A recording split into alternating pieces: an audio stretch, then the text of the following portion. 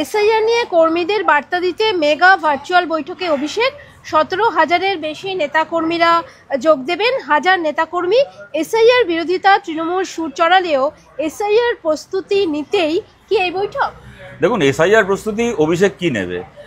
প্রথম যেদিন ইলেকশন কমিশনের টিম পশ্চিমবাংলায় আসলো এসআইআর সংক্রান্ত বৈঠক করলো, সেদিন প্রেস কনফারেন্স করে আপনাদের মনে থাকবে, আপনাদের সংবাদ মাধ্যমকে জানালো যে ভারতের সমস্ত রাজ্যের মধ্যে এসআইআর এর জন্য সবচেয়ে ভালো প্রস্তুতি নিয়েছে পশ্চিমবঙ্গ সরকার পশ্চিমবাংলায়। অতএব ভাইপো এদিকে ওর কি প্রস্তুতি নেবে, ওর পিসি আরএসএস এর ফরমান লাগু করার জন্য প্রস্তুত হয়ে বসে আছে। তবে আপনাদেরকে এটা বলছি যে ভার্চুয়াল বৈঠকের কথা বলছেন, পাণ্ডবেশ্বরের বিধায়ক নরেন্দ্রনাথ বাবু একটু আগে ফেসবুকে পোস্ট করেছেন, যেখানে পশ্চিম বর্ধমানের কোথা থেকে তৃণমূলের কর্মীরা দলীয় বৈঠকে যোগ দেবে অভিষেকের এই ভার্চুয়াল বৈঠকে। সেখানে আমরা দেখছি কাঁকসাতে এবং বারাবণী এই দুটো ব্লকে বিডিও অফিসকে তৃণমূল কংগ্রেসের এই দলীয় বৈঠকের ভেন্যু করা হয়েছে।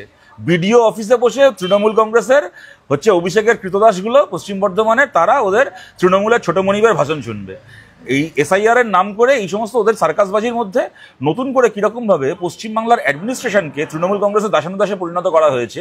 এবং বিডিও অফিস থেকে, যে কথা আমরা বহুদিন ধরে বলছি, বিডিও অফিস থেকে এবং থানা থেকে তৃণমূল চলে, তার একটা হাতে কলমে প্রমাণ ওদেরই এমএলএ করা পোস্ট থেকে আমরা দেখতে পেলাম। এসআইআর নিয়ে কোনো ত্রুটি চোখে পড়লে আইনি লড়াইয়ের পথে যাবে তৃণমূল।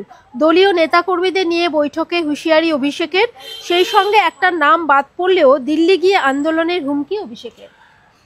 অভিষেক ব্যানার্জিদের দিল্লি গিয়ে আন্দোলনের মতো একটা 420 রাজনীতি তো আর কিছু হয় না। 100 দিনের কাজ নিয়েও দিল্লিতে এরকম অনেক আন্দোলন করলো, কিন্তু যেটা করার দরকার ছিল মামলা, সেইটা করলো না। সেই মামলা শেষ পর্যন্ত সুপ্রিম কোর্ট অব্দি গেল এবং বিকাশ ভট্টাচার্য সেই মামলা লড়ে সেই 100 দিনের কাজ বাংলার মানুষের জন্য আবার ফিরিয়ে আনলেন। সেরকম এসআইআর নিয়েও যদি অভিষেক বন্দ্যোপাধ্যায় এবং অভিষেক বন্দ্যোপাধ্যায়ের পিসি না চান, তাহলে এমনিও একটা নাম বাদ যাবে না। কারণ এসআইআর এর কাজটা যত ইলেকশন কমিশন ঘোষণা করুক, ইলেকশন কমিশনের হয়ে এই কাজটা হাতে কলমে করবে, খাতায় কলমে করবে পশ্চিমবঙ্গ সরকারের মমতা বন্দ্যোপাধ্যায়ের কর্মচারীরা। তাই মমতা বন্দ্যোপাধ্যায় যদি এই নির্দেশ দেওয়া থাকে যে কোনো নামকে বাদ দেওয়া যাবে না, কোনো জেনুইন ভোটারের নাম, তাহলে একটা নামও বাদ যাবে না। কিন্তু তা যদি না করে দেখা যায় যে এদিকে জেনুইন ভোটারদের নামও বাদ যাচ্ছে আর ওদিকে ভাইপো বিধানসভা ভোটের আগে দিল্লি গিয়ে ডান্স বাংলা ডান্স করছে, নাচন কদন করছে, তাহলে বুঝে নিতে হবে 100 দিনের কাজকে নিয়ে যে 2 নম্বরের রাজনীতি করেছিল, এক্ষেত্রে আবার সেই একই রাজনীতি হচ্ছে। রাজ্য জুড়ে অঞ্চলপতি হেল্প ডেস্ক বা ক্যাম্প তৈরির নির্দেশ অভিষেকের। দলের সাংসদ বিধায়ক থেকে সকলকে বোঝাতে হবে রাজ্যের মানুষের পাশে আছে তৃণমূল। দেখুন, রাজ্যের মানুষের পাশে তৃণমূল আছে, এটাই তো রাজ্যের মানুষের সবচেয়ে বড় দুর্ভোগ। আগে বাড়ি থেকে বেরোনোর সময় হয়তো একটা তালা দিয়ে বেরোতে হতো, এখন বাড়ি থেকে বেরোনোর সময় 2টো তালা দিয়ে বেরোতে হয়। তালাটাকে 2বার টেনে দেখে নিতে হয় বাড়ির দরজা ঠিকমতো আটকেছে কিনা, সে তার পাশে তৃণমূল আছে বলেই। যে পাড়ায় তৃণমূল নেই সে পাড়ায় দেখবেন না চুরি ডাকাতি হয় না। এলাকায় তৃণমূলের হেল্প ডেস্ক হবে, ওই হেল্প ডেস্কের আশপাশ দিয়ে চলাফেরা করার সময় মানুষকে নিজের ঘড়ি, মোবাইল, পাস সামলে রাখতে হবে। সুতরাং তৃণমূলের পাশে থাকার আমরা জানি, তৃণমূল পাশে আছে বলেই আমাদের রাজ্যে চুরি হয়, খুন হয়, ধর্ষণ হয়। আর দেখুন তৃণমূল কি চায় জানেন তো এসআইআর নিয়ে? তৃণমূল চায় দরকার হলে সমস্ত জেনুইন ভোটারের নাম বাদ চলে যাক। আমরা বলছি যে যেন একজনও জেনুইন ভোটারের নাম বাদ না যায়। ডেড ভোটার, লেফট ভোটারকে তার নাম তালিকা থেকে বাদ দিতে হবে।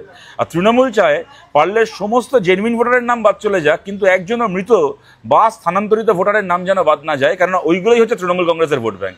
যে জ্যান্ত ভোটার, যে জেনুইন ভোটার, সে তো ভোট দিলে তৃণমূলের বিরুদ্ধে দেবে, কিন্তু যে লোকটা মারা গেছে সল্টলেকের দ্বিজেন বাবুর মতো, যে মারা যাওয়ার পরে যার হয়ে তৃণমূলের পোলিং এজেন্ট ভোটটা দিয়ে দিচ্ছে, যার হয়ে তৃণমূলের পাড়ার ছিচকে মস্তান ভোট দিচ্ছে, এই মৃত মানুষের ভোট এবং এলাকা ছেড়ে চলে যাওয়া মানুষের ভোটটা তো তৃণমূলের লোকেদের মাধ্যমে সরাসরি তৃণমূলের সিম্বলের পাশে জমা হয়। ওই জন্য তৃণমূলের কাছে মানুষের পাশে থাকা, এসআইআরকে নিজের মতো করে পরিচালিত করতে চাওয়া মানেটাই হচ্ছে সমস্ত জেনুইন ভোটার বাদ চলে যাক, মৃত এবং স্থানান্তরিত ভোটারদের নামগুলো থেকে যাক।